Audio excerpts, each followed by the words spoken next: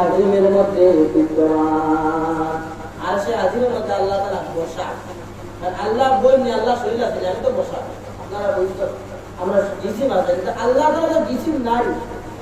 এটা বোঝা বড় মুশকিল। আল্লাহ তাআলা যে আন্তরিক চিন্তা করে ঈমান দেই বলি আল্লাহ তাআলা জিসিম নাই, যেটা কুলহুল্লাহর মধ্যে কুল হুয়াল্লাহু আহাদ, আল্লাহ এক, আল্লাহুস সামাদ, আল্লাহ নিরাকার, আল্লাহ আত্মা মাথা মগজ দেখুন আল্লাহ, আল্লাহ তাআলা নাই, আকার নাই। লাম ইয়ালিদ ওয়া লাম ইউলাদ, আল্লাহ তাআলা কাউকে জন্ম দিছেন না, কারো জন্ম দিছেন না, আল্লাহ সন্তান আছে নাই। ওয়ালাম ইয়াকুল লাহু কুফুয়ান আহাদ। এখন বুঝতে হয় আল্লাহর কি ইখলাসের মধ্যে আল্লাহ কোন আকার আকৃতি নাই। আর কি সূরা তাহার মধ্যে বলেন আর রহমান আলাল আরশি ইস্তাওয়া, আমি আরশে আজিমের মধ্যে বসা, আমি বিদ্যমান। আবার আয়াতুল কুরসির মধ্যে বলেন ওয়াসিআ কুরসিয়ুস সামাওয়াতি ওয়াল আরদ, আমি আল্লাহ তাআলা আসমান ও জমিনের মধ্যখানে একটা কুরসি আছে। কুরসি শব্দ দেখদা কিয়া কুরসিয়ুস সামাওয়াতি ওয়াল আরদ, আসমান জমিনের মধ্যে একটা কুরসি আছে, চেয়ার আছে, সেখানে আমি আল্লাহ তাআলা বসা। এখন আপনি বুঝতে গিয়া এগুলো কি আপনার কোরআনের তাফসীরের জ্ঞানের প্রয়োজন। আসুন আমরা সংক্ষেপে বুঝি। আল্লাহ তাআলা আরশে আজিমে বিদ্যমান, আল্লাহ তাআলা আকার আকৃতি নাই, সবগুলো ঠিক আছে। আল্লাহ তাআলা বান্দার ভিতরে আছে, নাহনু আকরাবু ইলাইহি মিন হাবলিল ওয়ারিদ, আল্লাহ তাআলা কুরসির মধ্যে আছে। সব কথা আল্লাহ ওয়া ঠিক আছে, এটা এক এক জায়গায় এক এক সময় এক একটা ব্যবহার করতে হবে। যখন আপনি নামাজ পড়বেন তখন বলবেন আল্লাহ আমি তোমার কুদরতি ভাবের মধ্যে সিজদা করছি, তাহলে এখানে আল্লাহ ভাব আছে। আসলে আমরা আল্লাহর ভাব নাই, আমি আল্লাহ তাআলার পায়ের মধ্যে সিজদা করি বলে আমাদের মতো পা না, আল্লাহ তাআলার কুদরতি পা। আল্লাহ তুমি আমাকে তোমার কুদরতি হাত দ্বারা সাহায্য করে, আমাদের মতো হাত না, কুদরতি হাত। বিস্তারিত হলে অনেক সময় নিব। আসুন আল্লাহ তাআলাকে যখন বান্দায় জান্নাতে গিয়ে দেখবো তখন আল্লাহর সরাসরি জিসিমে দেখবো, আল্লাহর কোনো জিসিম আছে কারণ কুলহুল্লাহর মধ্যে আল্লাহ আমার কোনো আকার নাই, আমার কোনো নিরাকার, তাহলে আপনি আল্লাহর আকার হয়ে যাবেন। ওই সময় বান্দায় যেটা দেখবো সেটা হলো নূরে জামালিয়ত, আল্লাহ তাআলার সৌন্দর্য দেখবো। কিভাবে দেখবো, কিনা দেখবো, এটা আল্লাহ তাআলার কাছে যখন দেখবা তখন বুঝবা। এমন অবস্থা হবে জান্নাতে একটা কনফারেন্স হবে, একটা সেমিনার বসবে, সভা হবে, সেখানে তেলাওয়াত করা হবে।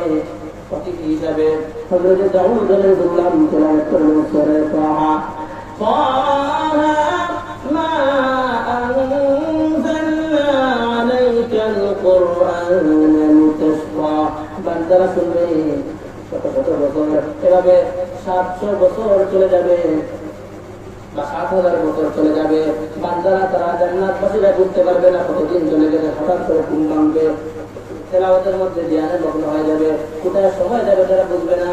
এভাবে প্রধান অতিথি হিসাবে এক পর্যায়ে তেলাওয়াত করবেন হযরত শেষ নবী হযরত মুহাম্মদুর রাসূলুল্লাহ সাল্লাল্লাহু আলাইহি ওয়াসাল্লাম সূরাতুল ইয়াসিন, ইয়াসিন ওয়াল কুরআনিল হাকীম ইন্নাকা লামিনাল মুরসালিন। শেষ নবী হযরত মুহাম্মদুর রাসূলুল্লাহ সাল্লাল্লাহু আলাইহি ওয়াসাল্লামের উপর কোরআন নাযিল হয়েছিল, সেই নবীর মুখে উচ্চারিত কোরআনুল কারীম সাহাবারা আসলে লিপিবদ্ধ করেছিল। আজকে আমরা সেটা পড়ি, একটা সিরাতকে পড়তেছি। আমার তেলাওয়াত আপনাদের ভালো লাগে, হয়তো আরো অনেক হিসাবে তেলাওয়াত ভালো লাগে, আরে ভালো লাগতেছে, কিন্তু যে নবীর উপরে কোরআন নাযিল হয়েছে সেই নবীর কণ্ঠ আমরা সরাসরি শুনি নাই। আর যখন জান্নাতবাসীদের সামনে আল্লাহর নবী তিনি তেলাওয়াত করবেন, তখন তেলাওয়াতের সময় জান্নাতবাসীরা শুনবে আর বলবে আজকে আপনার নবীর কণ্ঠে সরাসরি তেলাওয়াত শুনতেছি। এটা হলো জান্নাতবাসীদের জন্য একটা জান্নাতীদের বৈশিষ্ট্য। আসলে আমার উদ্দেশ্য যেটা, শেষে যখন সভাপতি হিসাবে উপস্থিত থাকবেন সেখানে আমাদের আপনার আমার খোদা যিনি আমাদের আল্লাহ রাব্বুল আলামিন শেষে সভাপতি হিসাবে তিনি সভা শেষে তেলাওয়াত করবেন। আল্লাহ তাআলা বলবেন তোমরা তোমরা এতদিন দিয়ে কোরআন শুনেছো মানুষের বলতে আমার নবীর কাছ থেকে শুনেছো আজকে তোমরা যে আল্লাহ তাআলা নাযিল করেছে আমার কাছ থেকে তোমরা আজকে শুনো শুনতে আনি তখন জান্নাত তো কেউ শুনতাম আল্লাহ তাআলা স্বয়ং নিজে তেলাওয়াত করবেন আল্লাহ তাআলা যে সূরা তেলাওয়াত করবেন সেই সূরার নাম হলো সূরাতুর রহমান আল্লাহ রাব্বুল আলামিন বলবেন আনার রহমান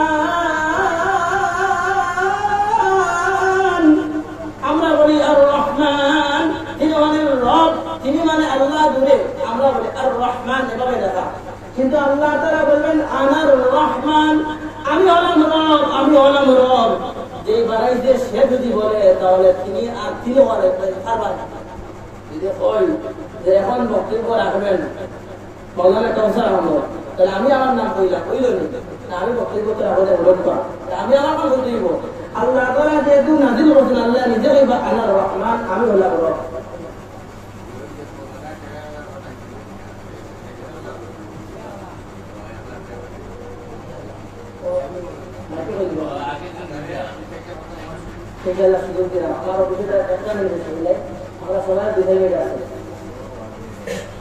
আমার বিষয়টা শেষ খতম হয়ে গেল সংক্ষিপ্ত আমি কইল আল্লাহ রাব্বুল আলামিন তার বৈশিষ্ট্যগুলো আয়াতুল কুরসির ফজিলত আমি গত সপ্তাহে গত সপ্তাহে তাফসীর করছি আজকেও তাফসীর চলে করলাম আল্লাহ রাব্বুল আলামিন বলেন মান যাল্লাযী ইয়াশফা'ু ইনদাহু ইল্লা বিইذনি সেদিন আমার অনুমতি ছাড়া কোনো মানুষ সুপারিশ করতে পারবে না এখন ইয়াদের মধ্যে অনেক মাঠ আছে ফি মুর্শিদের মাথা আল্লাহ তাআলার অনুমতি না হইলে কেউ সুপারিশ করতে পারত না এখন আল্লাহ তাআলা কারে সুপারিশ করার অনুমতি দিয়েছেন একমাত্র মুহাম্মদুর রাসূলুল্লাহ সাল্লাল্লাহু আলাইহি ওয়াসাল্লামের অনুমতি দিয়েছেন ও নবী আপনি আপনার উম্মতের জন্য সুপারিশ করুন করবে তাহলে আপনি এন্ডে কইয়া আলি সুপারিশ আমার বাবায় আর জান্নাত লিয়া দিয়া সুপারিশ করে আপনার নয় নামাজ পড়তে কি করতে আগামী ঠিক নাই আর ফিরল এগুলো যদি আপনি যাবেন জান্নাত আল্লাহ ওলা আর বান্দা দিলানি আপনি যাবেন বান্দা ফিরো সেইভাবে আল্লাহর বান্দা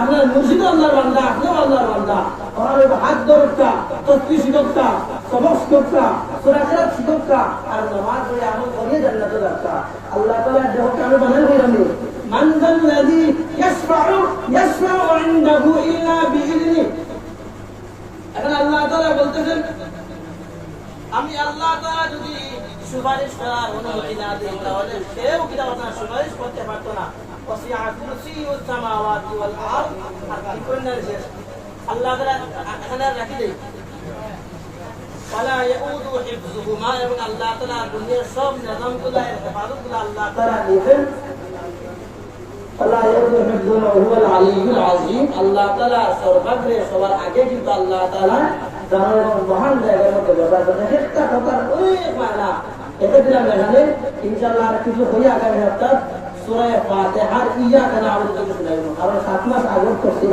এরপর আমার বড় কাছে সূরা ফাতিহার ইয়াকা না'বুদু দিয়া রাখি দিলাম মালিকের হইতে হইয়া এখান থেকে 3-4টা আয়াত রইছে আর এই আয়াত তুমি দিতে বলবি এটা খুব গুরুত্বপূর্ণ এটা করোনা কিচ্ছা কাহিনী না তাহলে আমি কোরআন পড়তে হইলাম আল্লাহর উপরে তিন বিশেষ আনিয়া ইমান দৃঢ় মজবুত করিয়া আল্লাহরে জানিয়া সিনিয়া আল্লাহর কুদরতি বসেতা ওরা আরাম পাইবা মজা পাইবা নামাজের মধ্যে তো ইয়াকা না'বুদু আর মনে মনে অর্থ বাবা আল্লাহ আমরা তোমার তো ইবাদত করা আর অর্থ মনে মনে ওটা ভাবতা আর তিলাওয়াত করতা है ऐसा तिलावत বললে আল্লাহ পরে ভাইয়া শুনতা है আল্লাহ নামাজ বললে নিজে তিলাওয়াত করতা है যা কথা কইলাম আল্লাহ তাআলা তাসররুফে আমল দ্বারা তৌফিক দান করতা আমিন ওয়া আখিরু দাওয়ানা আলহামদুলিল্লাহি রাব্বিল আলামিন